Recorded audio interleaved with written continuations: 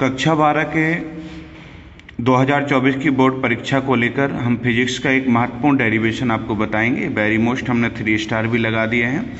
Huygens के द्वितीयक तरंगाओं के सिद्धांत के आधार पर तरंगों के परावर्तन की व्याख्या। तो इसकी व्याख्या करने के लिए स्टूडेंट हम सबसे पहले एक परावर्तक तल बनाते हैं। तो मान लिया कि जेड डैश हमारे पास एक परावर्तक पृष्ठ है, जेड और जेड डैश, इधर जेड है इधर जेड डैश है, हमारे पास ये परावर्तक पृष्ठ है।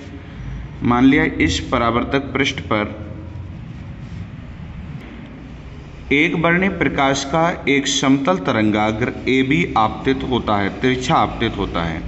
ए बी तिरछा आपतित होता है। एक वर्णीय प्रकाश का ये तरंगदैर्घ्य है, समतल एक वर्णीय प्रकाश का समतल तरंगाग्र है, ये तिरछा आपतित होता है। तरंगाग्र के चलने की लंब दिशा में तरंग चलती है, तरंग के चलने की दिशा होती है। मान लिया तरंग बी वेग से चल रही है। तो सर्वप्रथम तरंगाग्र का ए सिरा परावर्तक पृष्ठ से टकराया। मान लिया इसके टी समय बाद तरंगाग्र का बी सिरा भी परावर्तक पृष्ठ के बी डैश से टकराता है। तो यहाँ से यहाँ तक का समय टी है, तो दूरी बराबर 4 गुणे समय से देखेंगे तो बी से बी डैश तक की दूरी हमारी बी इंटू टी आ जाएगी।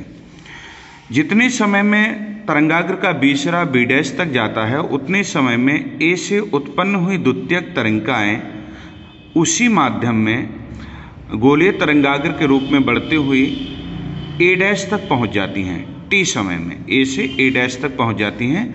गोलीय तरंगाग्र को बिंदु बी डैश से स्पर्श कराते हुए अगर एक रेखा खींचें तो ए डैश पर स्पर्श करेगा गोलीय तरंगाग्र को, जो द्वितीयक तरंगिकाएं बनती हुई आगे आएंगी। इस प्रकार से ए डैश बी डैश एक नया समतल तरंगाग्र बन जाता है, जो कि उसी माध्यम में उसी वेग बी से आगे बढ़ता है, बी से आगे बढ़ता है। इस प्रकार से ए डैश बी डैश एक परावर्तित तरंगाग्र बन जाता है। ये वाली परावर्तित किरण है, ये किरण आप लोग देख रहे होंगे आपतित किरण है।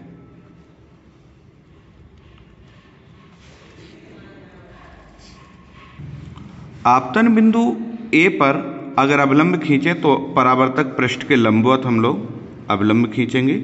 इस अवलंब को हम लोग n1 मान लेते हैं।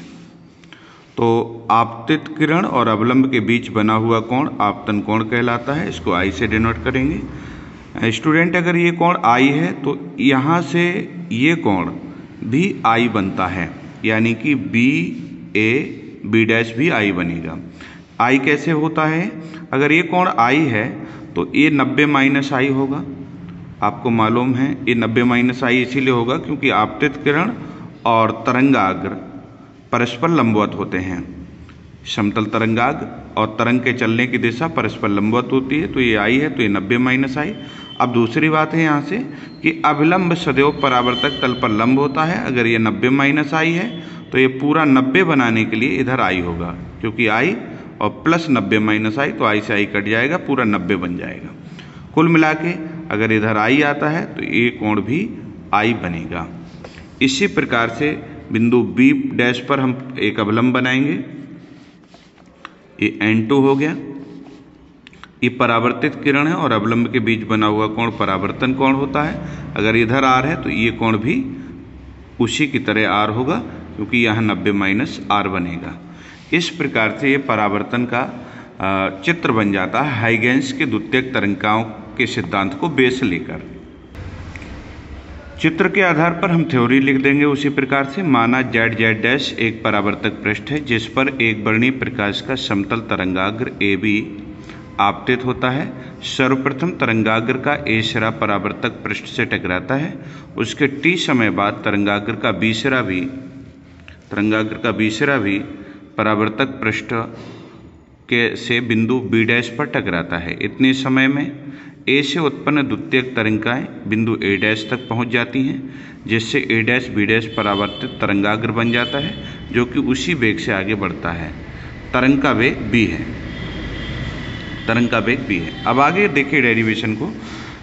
दूरी बराबर चाल गुणे समय से।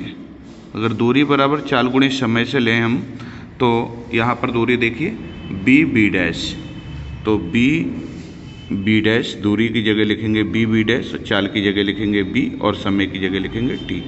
समीकरण नंबर 1। तथा इसी वाले फॉर्मूले से दूरी बराबर चाल गुणे समय से एक दूरी और निकालेंगे हम ए ए डैश। इधर देखिए ए, इधर ए है और इधर ए डैश है, ए ए डैश है। ए ए डैश बराबर भी वही चाल की जगह बी रहेगा और समय की जगह टी रहेगा। समीकरण नंबर 2 मान लेंगे। अब दूसरा मानने के बाद चित्र से, ये पूरा डेरिवेशन चित्र पर आधारित हो। चित्र से देखेंगे समकोण त्रिभुज ए बी बी डैश में।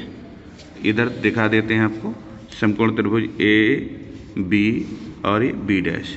यहाँ बी पर समकोण बनेगा, ऐसे चित्र बनना चाहिए ए बी बी डैश में। अगर ये समकोण है तो इसके सामने की भुजा जो ए बी डैश है, ए और बी डैश है, ये कर्ण का काम करेगी।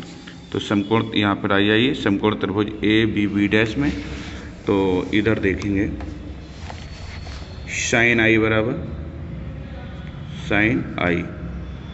बराबर लंब बटे कर्ण।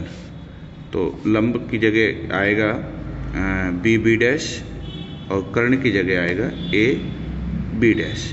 अब आपको ये दिखा देते हैं, लंब की जगह बी बी डैश,